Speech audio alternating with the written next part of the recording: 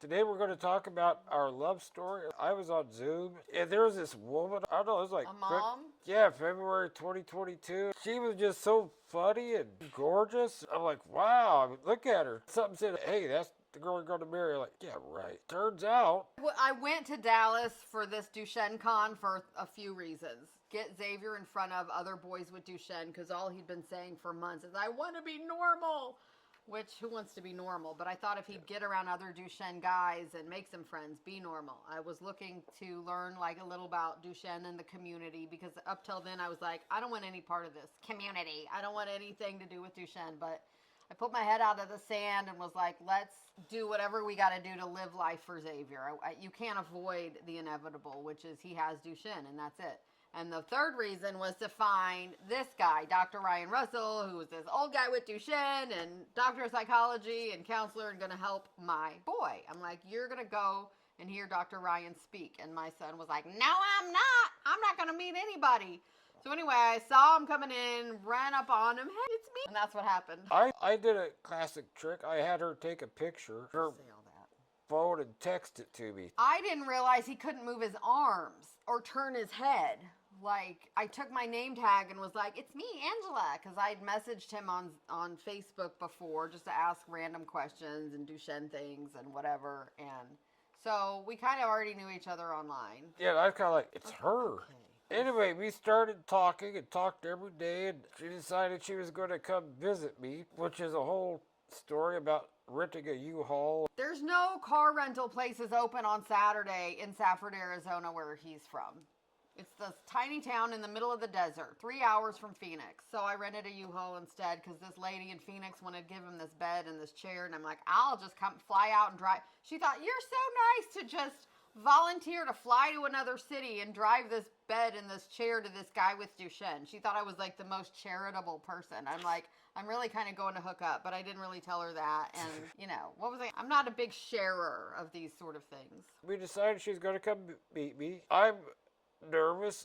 I kind of figured, okay, she's going to meet me, see how little I can do for myself, and it's going to scare her off. And she'll be like, just wants to be friends. I'm like, okay. Well, she got there and didn't get scared off. We went out to Main Street. Went to Main Street.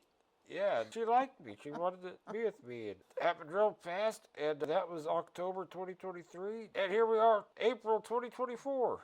Yay. I told him, I don't see you as a guy with Duchenne. Like, granted, that was why I wanted to meet you and learn from you and hear what you had to say and your opinion. You're a treasure to the community. Your knowledge is invaluable. I don't know why all these geneticist types aren't studying you. He can't get in a clinical trial, by the way, because they don't care. They want the young ones so they can cure, which, whatever. I know they care, but... Yeah.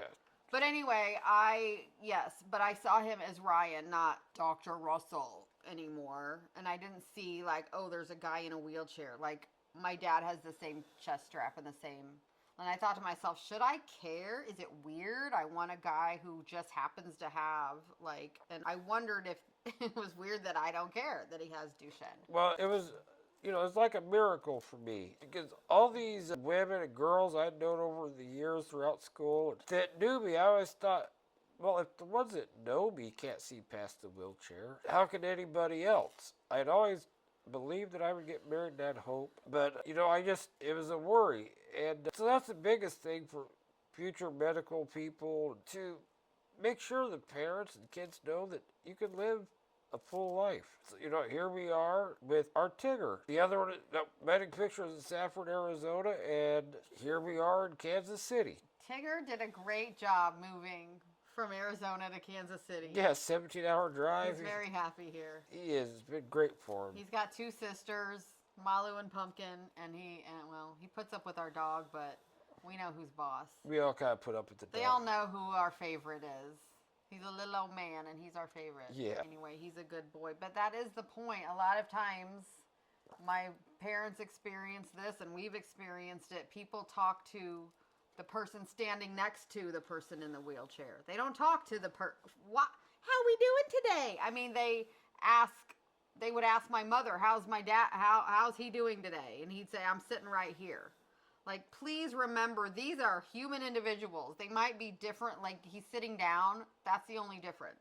Yeah, And I don't he likes to talk, I like to interrupt, and I am on my best behavior when we're with like a doctor or a care provider or someone like he can deal with it, and I don't say anything like right now. yeah, you better not. But I'm very good to not cut you off. They need to know to talk to him. He's the guy with Duchenne, not me. yeah, if you ever cut me off, I'll speak up at the doctor's office. But sometimes we're like, I need an outside perspective. But like I said, a lot of these young guys on the spectrum or have social anxiety, they're not going to talk. So I only speak for Xavier when he gives me the look, or like at the restaurant, we have it all figured out what he's going to order. And I ask him, do you want me to order for you or can you do it yourself? And usually he can do it himself. But I think a lot of parents keep they infantize their son even though they're a grown man. They forget or they... And I've been very careful, hopefully, to not size my boy, who's 17 now, and to not speak for you, even though I feel like I'm always talking. It's just not only just when I want to say something, it's all right. But what I was going to say is I've been in like a Walmart with a caregiver, and I've asked an employee, hey, where's this, or help me find this, and they start answering my caregiver. Like you asked, and they start talking to the person that you're with. And I'm like... What is that? And my caregiver's like, she has no idea what I'm looking for. And like, yeah. Tell him, Yeah. So I implore you folks, think it's a 43-year-old man, or my son, a 17-year-old young man. Why would you speak to them any differently than, I would encourage you to first speak to, obviously, the person you want to talk to. Get them used to talking too. Yeah, that helps the guys to be more vocal, advocate for themselves, grow up. I mean, we're talking to Xavier now. I'm like, should I retain guardianship? I want him to decide. I don't want him to feel like I'm taking his adulthood from him, but at the same time, he doesn't want to call the doctor. He doesn't want to go to the appointment himself. And I told him if he's not a minor, they can't talk to me. I'm just any random human.